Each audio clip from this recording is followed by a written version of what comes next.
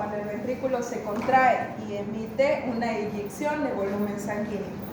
Y una diástole cuando ésta se relaja y se llena de sangre, ¿cierto?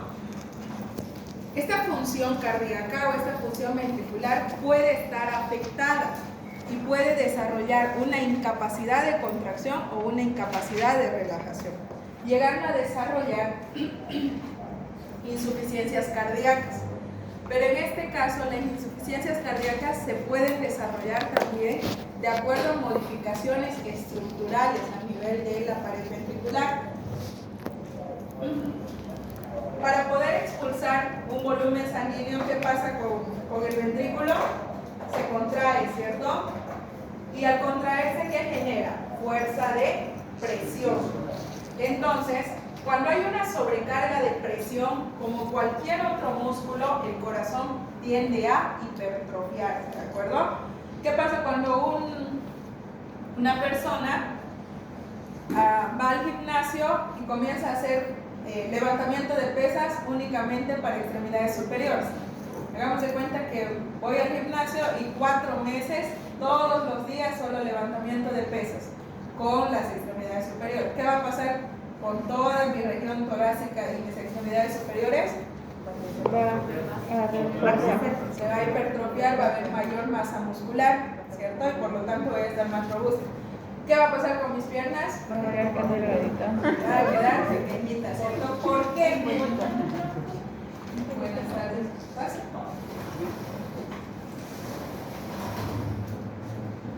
¿Ahí asiento? Allí hay una asiento. Entonces, lo mismo ocurre con el corazón. Cuando este tiene que desarrollar mayor función, es decir, mayor presión, esto va a comenzar a generar que los miocitos cardíacos comiencen a engrosarse, comiencen a hipertrofiarse.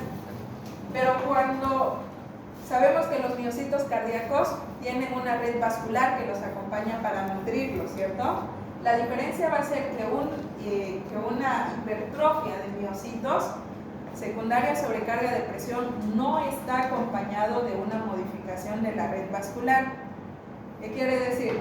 Si el miocito tiene esta forma, por ejemplo, normalmente, y posee 1, 2, 3 capilares, cuando llegue a agrandarse o a hipertrofiarse, esos capilares van a seguir siendo 1, 2 y 3. No va a aumentar. Por lo tanto, el miocito, al ser mucho más grande, va a tener mayor requerimiento de oxígeno y mayor requerimiento de nutrientes, lo que le va a dar la característica de que esa vasculatura pequeña no va a poder satisfacer, por lo tanto el miocito comienza a hacerse insuficiente, ¿está bien? Porque no recibe los nutrientes o el oxígeno correspondiente. En una sobrecarga de presión, entonces, se desarrolla una hipertrofia ventricular concéntrica. ¿Qué quiere decir? El engrosamiento de la pared ventricular va a ser hacia el centro del ventrículo, generando una disminución de la luz del ventrículo, ¿de acuerdo? Lo que va a desarrollar que el corazón aumente en tamaño, forma y sobre todo peso. Cuando hablamos de una hipertrofia ventricular pura por sobrecarga de presión, este engrosamiento puede superar los 2 centímetros de diámetro. Pero cuando el corazón está sometido a una sobrecarga de volumen, en este caso, si el ventrículo izquierdo, por ejemplo, tiene una capacidad de 120 ml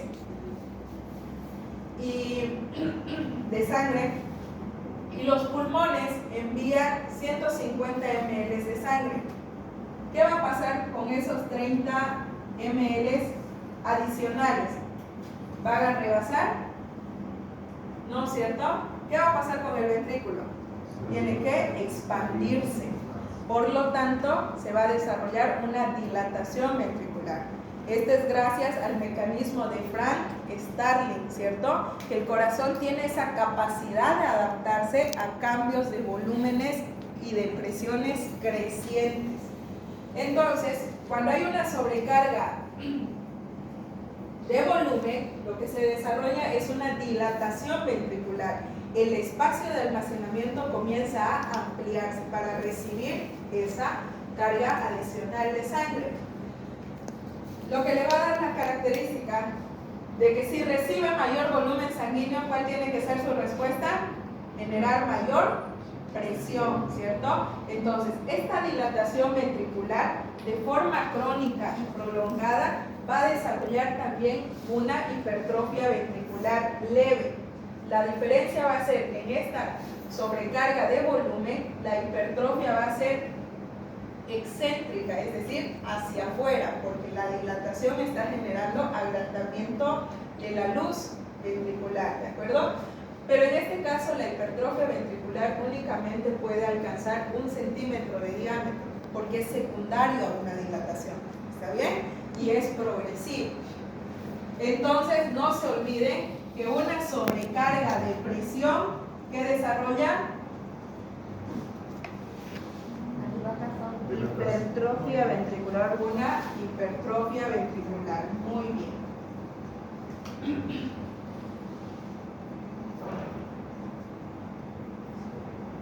Y la sobrecarga de volumen, una dilatación. Hipertrofia ventricular excéntrica. Dilatación ventricular.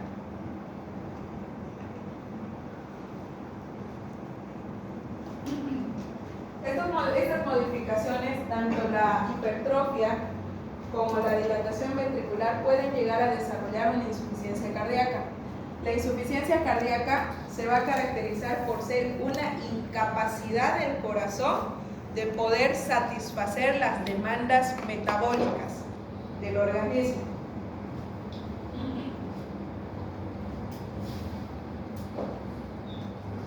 Creo que fue más sencillo explicarlo así.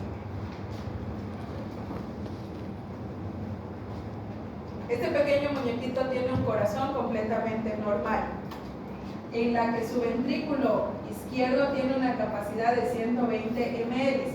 Si recibe 120 ml, ¿cuánto va a expulsar en cada latido? ¿Los 120 ml? No, ¿cierto? ¿Cuánto de porcentaje va a expulsar? 60. El 60%, ¿cierto? Entonces, ese 60% por cada latido va a ser capaz de desarrollar que la circulación sanguínea llegue hasta las partes más periféricas del cuerpo, incluyendo a nivel de los órganos abdominales, ¿cierto? Pero, ¿qué es lo que sucede cuando el corazón tiene una insuficiencia cardíaca? Va a desarrollar puede ser menor volumen, hagamos de cuenta, como un 40%, hagámoslo extremo.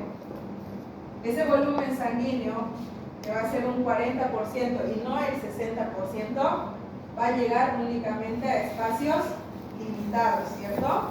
Lo que le va a dar la característica de que el organismo va a requerir mayor volumen de sangre. Entonces, el corazón va a ser incapaz de poder bombear todo ese volumen sanguíneo requeriente. ¿Cómo puede ser incapaz el corazón? Hay una incapacidad ya sea de contracción o de relajación, ¿de acuerdo? La incapacidad de contracción va a ser conocida como una insuficiencia cardíaca sistólica, porque tiene una incapacidad de contracción completa. Nosotros sabemos que el ventrículo hace estos movimientos, ¿cierto? Se contrae para expulsar todo el volumen sanguíneo completamente y posteriormente se dilata. Entonces, sístole, diástole, sístole, diástole, sístole, diástole. En una insuficiencia cardíaca sistólica, lo que va a hacer es diástole, sístole, diástole, sístole, es decir, incapacidad de contracción. No se contrae completamente. Y si no se contrae completamente, ¿qué va a pasar? No va a enviar ese 60%, va a enviar un menor volumen. ¿Está bien? Entonces, una de las clasificaciones de la insuficiencia cardíaca va a ser insuficiencia cardíaca sistólica. Le va a ser únicamente la incapacidad de contracción.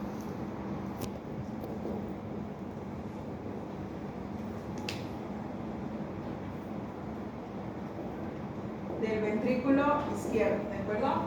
Anteriormente se conocía como insuficiencia cardíaca sistólica. Actualmente algunos autores lo denominan como insuficiencia cardíaca con FEBI disminuida.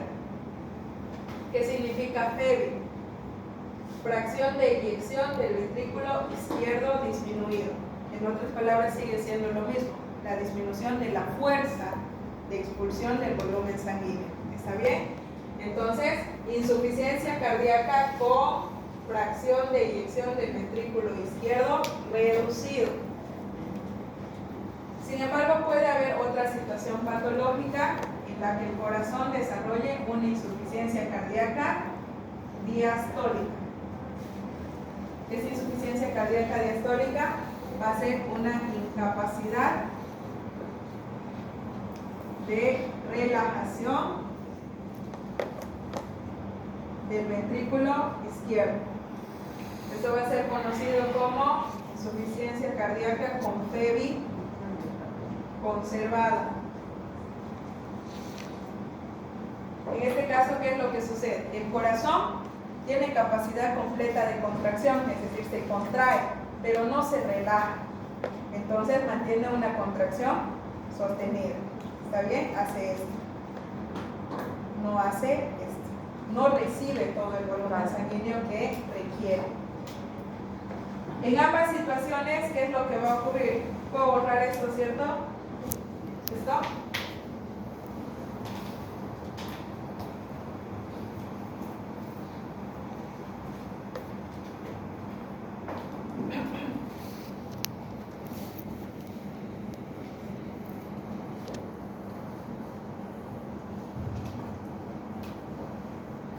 ¿Por qué estamos poniendo como ejemplo únicamente el corazón izquierdo?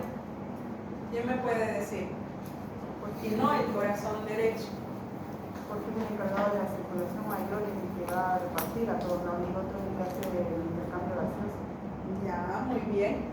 El corazón izquierdo nosotros sabemos que posee un 20% mayor de capacidad a diferencia del corazón derecho, ¿cierto? Por las diferencias de concentración de sangre que maneja. No tanto del volumen, sino que la concentración de dióxido de carbono en el corazón derecho, como mencionó su compañera, y la concentración de oxígeno o sangre oxigenada a nivel del corazón izquierdo. Por eso que anatómicamente también el ventrículo izquierdo es mucho más grueso que el ventrículo derecho. ¿Está bien? Entonces, otra de las clasificaciones de las insuficiencias cardíacas va a ser en base a esto. Va a haber una insuficiencia cardíaca izquierda, que es la más común, y va a haber una insuficiencia cardíaca derecha. ¿De acuerdo? ¿Por qué es más común la insuficiencia cardíaca? Porque, como mencionó su compañera, es la que va a estar encargada de poder transportar la sangre oxigenada a todas las partes periféricas del cuerpo. En otras palabras, es la que más trabaja y por lo tanto se puede cansar más rápido. ¿Está bien? Entonces, en este caso vamos a poner como ejemplo la insuficiencia cardíaca sistólica y en este caso la insuficiencia cardíaca diastólica. ¿Qué es lo que sucede? ¿Qué hay en una insuficiencia cardíaca sistólica? Incapacidad de contracción. Muy bien. Seguimos con este ejemplo. El ventrículo izquierdo va a tener esa capacidad de almacenar los 120 ml de sangre, pero no tiene esa fuerza de contracción. Tendría que expulsar ¿cuánto? 60%. Pero al no tener esa fuerza, al ser débil, hagamos de cuenta que va a expulsar únicamente 50% de volumen. ¿Está bien? Ahora en este caso, ¿qué pasa en la insuficiencia cardíaca diastólica? No se dilata. Incapacidad de relajación o de dilatación. Se mantiene rígido. Por lo tanto, al mantenerse rígido, no hay un espacio de almacenamiento. ¿Qué quiere decir? No va a poder recibir esos 120 ml. Hagamos de cuenta que recibe 100 ml. De esos 100 ml, como sí puede contraerse, va a poder enviar el 60%. pero sigue siendo menor porque solamente ha podido recibir 100 ml. ¿Se entiende? En ambas situaciones se está enviando un menor volumen sanguíneo. Lo que le va a dar la característica, ¿qué va a pasar con los órganos de las partes más periféricas? Va a haber un mayor requerimiento, ¿cierto? ¿Y qué va a pasar a nivel de otros órganos? Van a activar diferentes sistemas que traten de compensar eso. ¿Se acuerdan de un sistema muy importante que lo vimos en vasos sanguíneos? Que se inicia a nivel del riñón. El sistema renina-angiotensina-aldosterona. Ustedes saben que yo, para que me entiendan mejor, yo les explico como si fuera un cuento, ¿cierto? Entonces, si el corazón no está enviando un volumen adecuado, ¿qué va a pasar con el riñón? El riñón no va a decir, es que el corazón se está cansando, pero recibe un volumen adecuado, no lo está enviando. Lo que va a decir el riñón va a ser, el corazón no está mandando un volumen adecuado, por lo tanto, tal vez no está recibiendo mayor volumen, tal vez requiere más sangre. Automáticamente el riñón va a comenzar a trabajar para enviarle mayor volumen sanguíneo, desarrollando una activación del sistema renina-angiotensina-aldosterona por una captación de una falsa hipovolemia, ¿de acuerdo? Entonces, ¿cómo funciona el sistema renina-angiotensina-aldosterona? Vamos, chicos. Las células intraglomerulares producen renina junto con la angiotensina del hígado, forman la angiotensina 1, y junto con la ECA del pulmón, angiotensina 2, y después con la aldosterona del riñón, de la glándula suprarrenal, compensan y le dan la orden al riñón de que deje de eliminar agua y retiene el potasio. Sodio. Muy bien. Solamente dos correcciones a su compañero. A nivel del hígado se segrega angiotensinógeno. ¿Está bien? Y sí hay retención de sodio, no de potasio. Muy bien. ¿Todos recordamos este sistema? Ya se los mencioné, vasos sanguíneos. Ya bueno. A nivel de los riñones, ¿puedo borrar esto, cierto? Esto. Bueno, ya lo borré.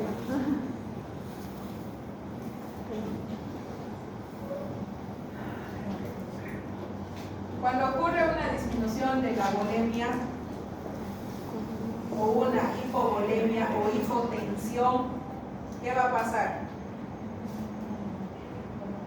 A nivel de los riñones se va a activar el sistema renina-angiotensina-aldosterona. Para ser más exacto, a nivel de las células glomerulares va a haber una liberación de renina. Esa renina va a viajar directamente a nivel del hígado, donde junto con el angiotensinógeno, esta renina más el angiotensinógeno van a dar como resultado la angiotensina. Esa angiotensina 1 va a viajar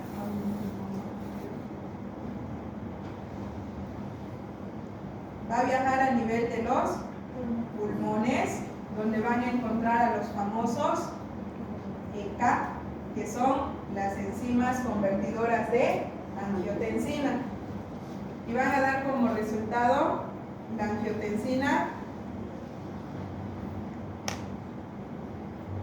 Esa angiotensina 2 va a viajar directamente a nivel de las glándulas suprarrenales, donde van a producir la liberación de aldosterona. Esa liberación de aldosterona va a desarrollar que a nivel de los túbulos contorneados distales se genere una mayor reabsorción de sodio y por lo tanto agua. Porque el sodio arrastra agua, ¿cierto? Por lo tanto, al haber una mayor concentración, o al haber, esa es concentración por si acaso, de sodio y de agua, van a generar que haya como resultado un aumento de la volemia. Es decir, del volumen de sangre. Y por lo tanto, esa sobrecarga de volumen va a comenzar a circular a todo el organismo. Pero en este caso, la falla del corazón está por falta de volemia, no, ¿cierto? Porque es una falla mecánica.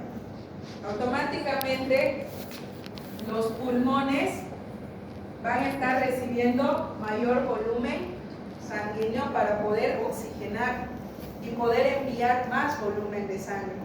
Lo que va a desarrollar que una activación continua del sistema renina-angiotensina-aldosterona desarrolle un aumento de la permeabilidad capilar y vascular. Es decir, mientras más volumen de sangre haya, más volumen de líquido, esto va a generar que tanta concentración comience a desarrollar que las proteínas y los líquidos salgan hacia los espacios extravasculares. ¿Está bien? Por una alta concentración de este volumen. Lo que le va a dar la característica de que a nivel de los sacos alveolares, como poseen una red capilar amplia o una red vascular amplia, esa salida de líquido hacia los espacios extravasculares van a generar una localización de líquido a nivel de los espacios pulmonares o a nivel de los espacios alveolares, ¿de acuerdo? Desarrollando como consecuencia un edema agudo del pulmón como consecuencia de la insuficiencia cardíaca. ¿Está bien? Entonces el pulmón se va congestionando en primera instancia, es decir, comienza a llenarse de líquido. Y el sistema renina-angiotensina se sigue activando, lo que va a generar que haya mayor concentración de líquido. Por lo tanto, este acúmulo de líquido a nivel de los espacios pulmonares también va a desarrollar aumento de la permeabilidad de las paredes de los sacos alveolares. Ese aumento de la permeabilidad va a desarrollar que esa concentración de líquido comience a salir hacia los espacios extrapulmonares, llegando a desarrollar un acúmulo de líquido a nivel de la cavidad pleural, llegando a desarrollar un derrame pleural, ¿de acuerdo? Recordemos que se sigue manteniendo un aumento de la permeabilidad de los vasos sanguíneos. A nivel de los miembros inferiores, al haber una presión hidrostática mayor que vencer, este aumento de la permeabilidad va a generar que el líquido comience también a salir a espacios libres. Por eso es que los pies de los pacientes cardíacos se comienzan a edematizar, porque localizan o llegan a almacenar líquido en otros espacios. ¿Está bien? Por eso pueden llegar a presentar edema de miembros inferiores. Entonces, una insuficiencia cardíaca va a desarrollar edema agudo del pulmón, derrame pleural, edema de miembros inferiores. En este caso, habíamos mencionado que la forma de presentación más común de la insuficiencia cardíaca es la insuficiencia cardíaca izquierda. Ahora, la insuficiencia cardíaca izquierda, sea sistólica o sea diastólica, puede llegar a desarrollar una insuficiencia cardíaca derecha. ¿Está bien? Porque si yo pregunto cuál es la principal causa de una insuficiencia cardíaca derecha, la respuesta es una insuficiencia cardíaca izquierda. ¿Está bien? ¿Por qué ocurre esto?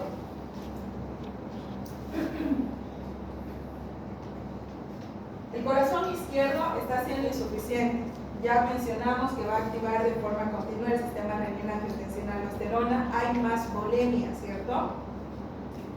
Tanto a nivel del pulmón como a nivel del corazón derecho, esto también va a ser captado como una falsa hipovolemia, es decir, el ventrículo derecho lo que va a llegar a decir es el ventrículo izquierdo no está enviando un volumen normal, por lo tanto seguramente el pulmón no está oxigenando un volumen adecuado, entonces le tengo que enviar más volumen de sangre desoxigenada.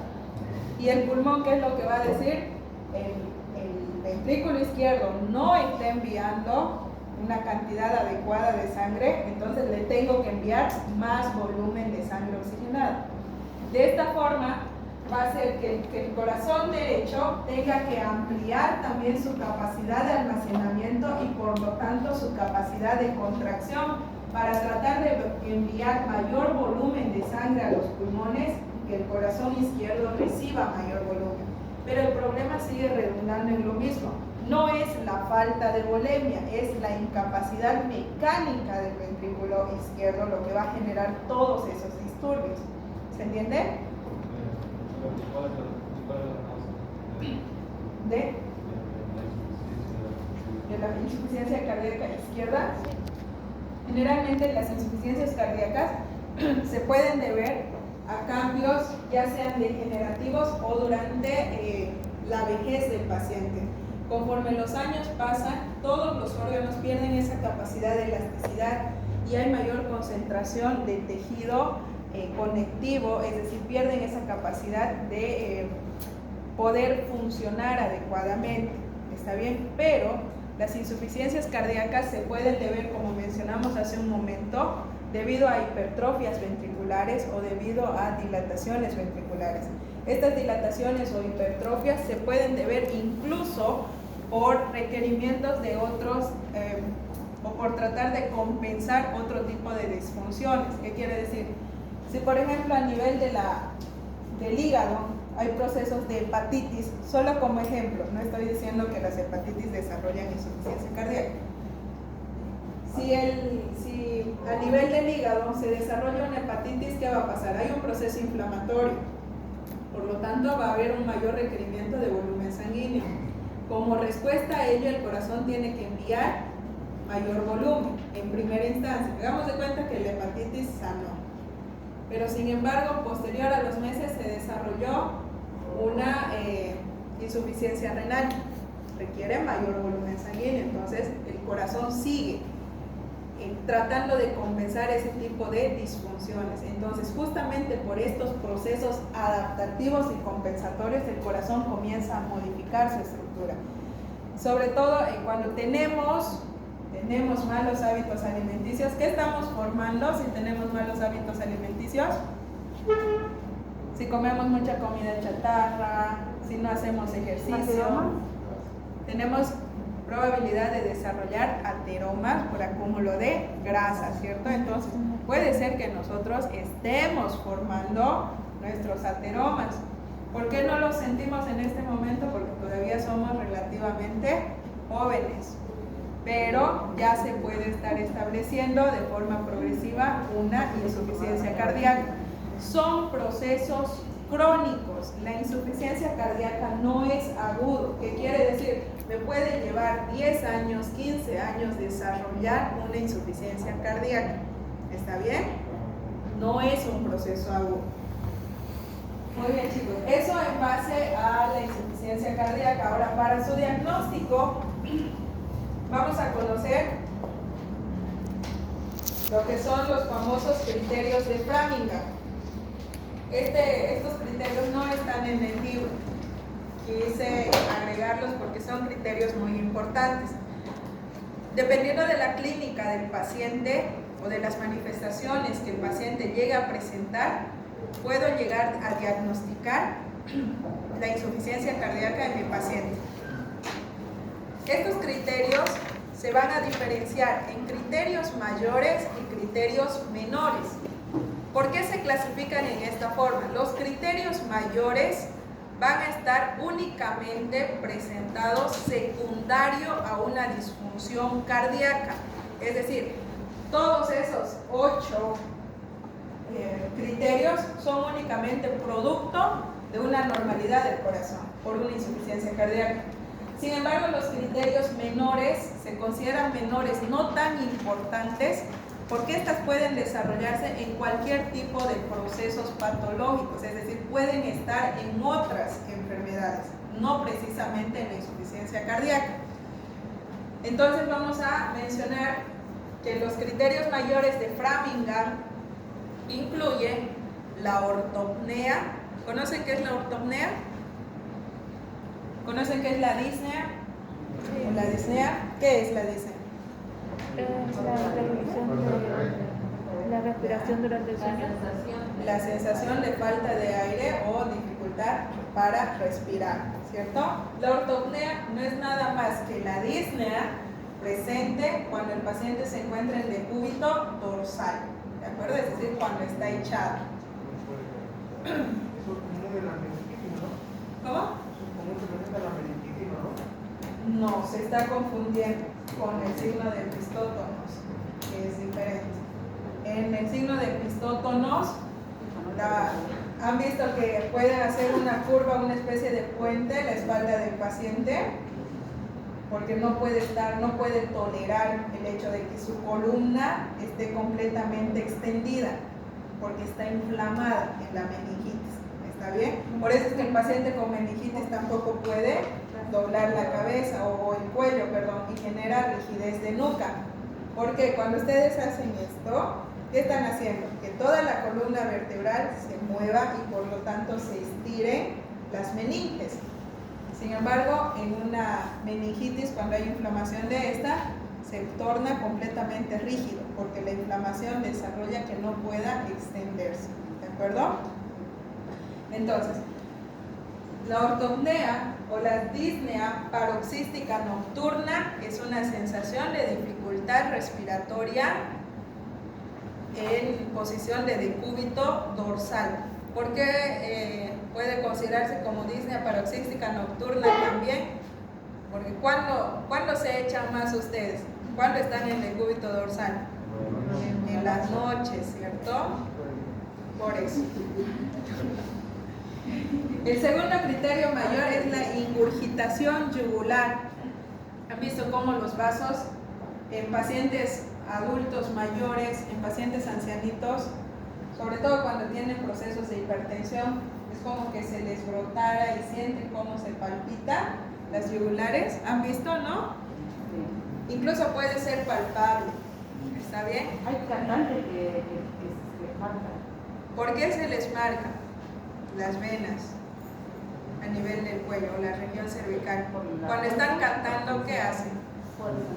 Hacen bastante fuerza, tienen que desarrollar que haya mayor resistencia ventilatoria, ¿cierto? Esa sobrecarga de fuerza o de presión genera que haya una dilatación prominente. ¿Está bien? Lo mismo ocurre en este caso. Recordemos que se está desarrollando sobrecargas de presión y de volumen, lo que va a generar que a nivel del trayecto de los vasos sanguíneos esta puedan desarrollarse una especie de vasodilatación y por lo tanto acompañado de vasoconstricción. Por eso es que se puede notar la palpitación de ese vaso. ¿Y si un bebé nace con la marcada por ahí, ¿es signo de que entrega el corazón o es normal? No, no es normal. Puede estar asociado a otro tipo de procesos. Generalmente, ¿por qué llegan a brotarse? Porque el bebé, ¿cómo nace? Nace llorando fuerte, ¿cierto? Entonces, al hacer fuerza, el bebé nace y recién se separan sus circulaciones sanguíneas, porque en la cavidad uterina la circulación del bebé depende del bebé o de la madre.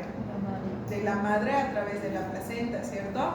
Lo que le va a dar la característica de que el bebé posterior al nacimiento recién va a empezar a respirar por su cuenta, sus pulmones recién van a oxigenar la sangre y recién se divide con el primer llanto la circulación pulmonar de la circulación sistémica. Por eso es que van a ver en las novelas, en las películas y cuando hagan internado, que el paciente que nace por cesárea o por parto normal, si no llora, ¿qué hay que hacerlo? Hay que estimularlo o darle la famosa palmada o la famosa nalgadita para que llore, porque con ese primer grito, cuando ustedes lloran, su respiración es normal. ¿Cómo lloran? ¿Cierto? Entonces, ¿qué están haciendo? Que los pulmones puedan absorber mayor volumen de aire.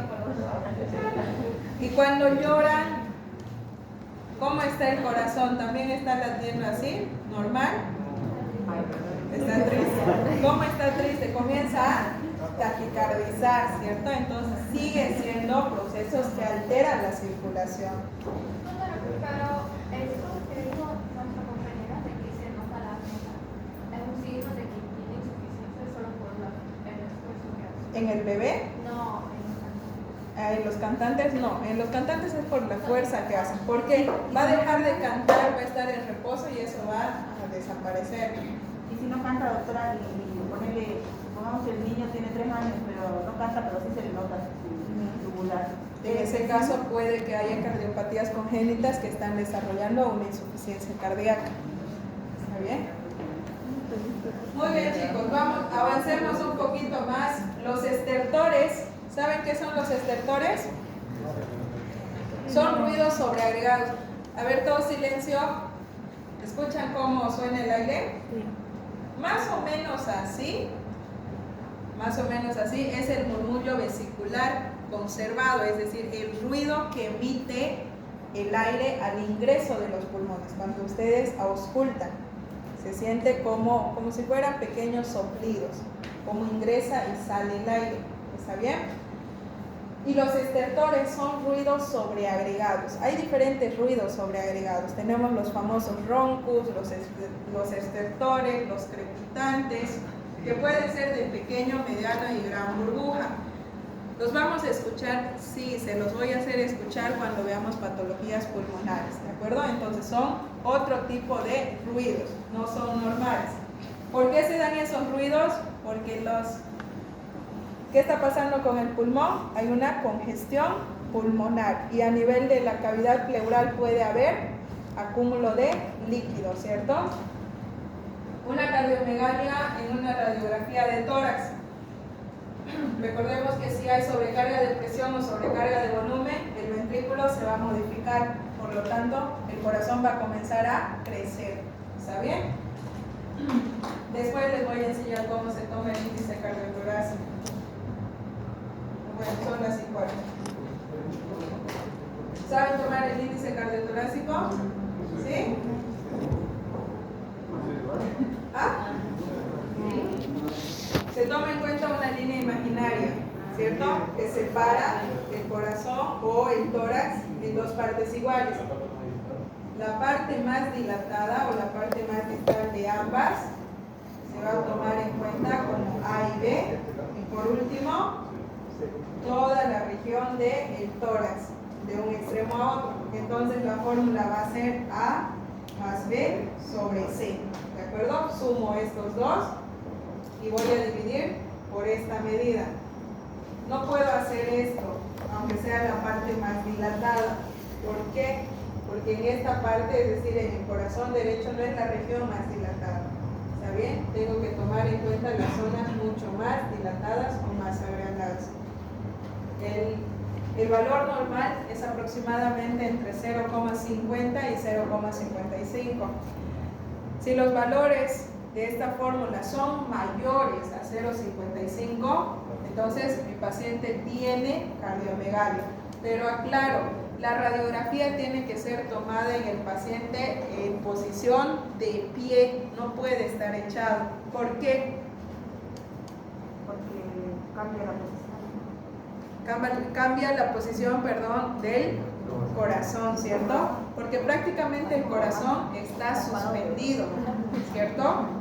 Por los grandes vasos, por los nervios y por el mismo pulmón. Por eso es que pacientes, ¿cómo tenemos el corazón? Relativamente o ligeramente rotado hacia el lado izquierdo. Pero las personas muy altas y delgadas cambian ligeramente esa posición, ¿cierto? No es tan lateralizado al lado izquierdo. ¿Por qué? Porque son altas y por lo tanto simula como que el corazón está mucho más suspendido. ¿Está bien? Mucho más levantado, si quieren llamarlo así. Entonces, si yo me recuesto, ¿qué va a pasar? El corazón se va a volver plano y va a mostrar una falsa cardiomegalia. El edema agudo del pulmón, que va a ser evidente también en una radiografía de tórax, que ya mencionamos que va a ser secundario a una congestión pulmonar. El ritmo de galope. El ritmo de galope es un ruido sobreagregado a los ruidos cardíacos, es decir, antes de la diástole voy a encontrar dos ruidos sobreagregados. ¿Han escuchado cómo galopa un caballito? Similar a eso van a escuchar en el corazón. No se llega a distinguir muchas veces la sístole de la diástole porque hay ruidos sobreagregados, ¿de acuerdo? no se olviden, cuando hay, por ejemplo, ese tipo de nombres, tienen que tratar de relacionarlo. ¿Por qué se llamaría ritmo de galope? Porque simula a un caballo galopando o corriendo. En la displasia fibromuscular, ¿por qué el signo imagenológico se llama en collar de perlas? Porque simula un collar de perlas, ¿cierto? ¿Por qué la arterioloesclerosis hiperplásica se denomina arterioloesclerosis en capas de cebolla? Porque simula o se muestra como capas de cebolla. Su mismo nombre lo describe, ¿está bien? No se vayan a confundir. El reflujo hepatoyugular, como ya mencionamos anteriormente con la identificación yugular, va a depender de la circulación sanguínea, sobre todo a nivel de órganos completamente vascularizados por sobrecargas de presión, en este caso a nivel del hígado. La PVC es la presión venosa central, que me va a medir o me va a dar parámetros para saber si mi paciente está hidratado, deshidratado o hiperhidratado. ¿Está bien? Generalmente se toma en cuenta parámetros entre 8 a 13 centímetros de agua. Cuando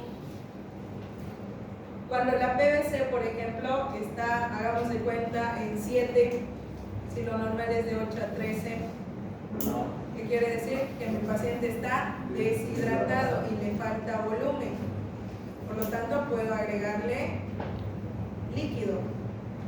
Sin embargo, cuando está una PVC por encima de 16, en este caso, mi paciente tiene mucho más líquido de lo normal. Por lo tanto, tengo que usar diuréticos, ¿cierto?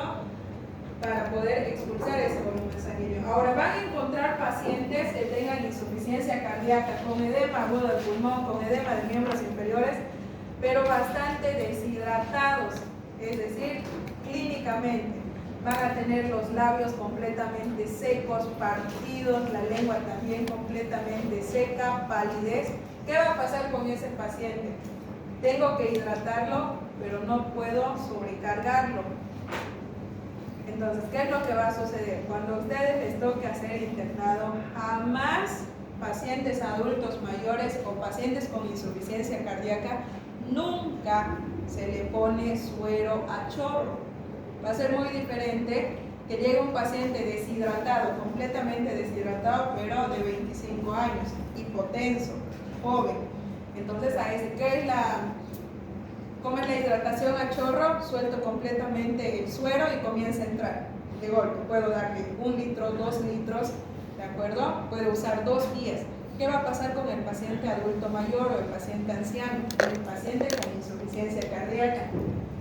Los pulmones de mi paciente ya están colapsados por un aumento de la permeabilidad vascular. Y si yo comienzo a sobrecargarlo de líquido, ¿qué va a pasar? Ese líquido va a seguir saliendo a los espacios extravasculares, desarrollando un colapso completo del pulmón. Por eso es que se dice que el paciente se puede encharcar, ¿de acuerdo? ¿Por qué? Porque se va a congestionar tanto y prácticamente se va a bloquear tanto la función ventilatoria como la función cardíaca. ¿Está bien? Los criterios menores que pueden estar en otro tipo de procesos patológicos como el edema maleolar. ¿Conocen sus maleolos? Si conocen sus maleolos, nos vamos después de esto. Si no, vamos a ver cardiopatías isquémicas.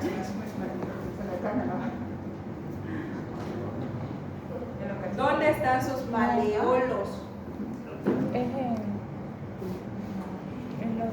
No se confunda con los malares. El maleolo. Los maleolos. ¿Dónde? En los tobillos, ¿cierto? Si tocan sus tobillos, a ver, toquen sus tobillos. Tienen 2 prominencias, ¿cierto? Que simulan una sopa. Tienen en la parte externa, que es la parte del peroné, y vamos a ver en la parte interna, que es la prominencia de la tibia. Para que sepan, tienen un maleolo interno y un maleolo externo. Cuando vean traumatología, les van a decir, vamos a hacer un yeso, por ejemplo, suromaleolar. suro en la pierna hacia los maleolos. Vamos a hacer un yeso cruro maleolar de la mitad del muslo hacia los maleolos. Vamos a hacer un yeso inguino maleolar desde la parte más alta, desde la ingle prácticamente hasta los maleolos. Pueden decirle, vamos a hacer un yeso suropodálica o suropédica hasta el pie, ¿cierto? Solo se van a ver los deditos y va a incluir todo. ¿Está bien? Por eso terminología ya tenemos que ir usando cada vez más. ¿Está bien? La tos nocturna puede estar en diferentes procesos patológicos, pero se va a deber en el caso de la insuficiencia cardíaca debido a la ortopnea. La disnea de esfuerzo, lo mismo. El mínimo esfuerzo que realice mi paciente va a poder desarrollar un cansancio y una dificultad respiratoria. La hepatomegalia justamente por el reflujo hepatoyugular, porque va a haber una respuesta del hígado para poder metabolizar mayor volumen sanguíneo. La taquicardia y el derrame pleural puede estar presente también en procesos de neumonías, pero también en la insuficiencia cardíaca. La taquicardia se considera un criterio menor porque múltiples causas pueden desarrollar taquicardia. ¿Está bien? No se considera un criterio mayor. Si yo le digo en este momento, nombre, por un punto, ¿qué va a pasar con su corazón? ¿Ah? ¿Por qué? Por los nervios, ¿cierto? Entonces, por eso es que la taquicardia es un criterio menor, porque puede estar causado por múltiples causas, no necesariamente por la insuficiencia cardíaca. Cuando yo les digo, usted comienzan a... Cuando nos dan la fecha del examen. Cuando escuchan número, ahí nomás empiezan a mirar a otros lados. Y por último, la pérdida de peso entre 4 a 5 kilogramos siempre y cuando se haya usado diuréticos. ¿Por qué puede haber pérdida de peso por el uso de diuréticos? Porque se está eliminando líquido, ¿de acuerdo? Para poder diagnosticar correctamente, según los criterios de Framingham, voy a tomar en cuenta 2 criterios mayores, es decir, si mi paciente presenta la agrupación de 2 criterios mayores, puedo decir que sí tiene insuficiencia cardíaca. Pero si mi paciente presenta 2 criterios menores más un criterio mayor, puedo decir que mi paciente tiene insuficiencia cardíaca. Si mi paciente únicamente presenta 2 criterios menores, no puedo. ¿Por qué? No puedo definir que mi paciente tiene insuficiencia cardíaca. ¿Por qué? Porque son procesos que pueden estar en cualquier otro tipo de patología. ¿De acuerdo? ¿Se entiende? Muy bien, chicos. Gracias a sus maleolos. Y bueno, ya es casi hora también. Se han salvado de ver la neuropatía sistémica. Vamos a ir necesito ese video. La- Necesito ese video. ¿Cuánto? ¿Me decís cuánto?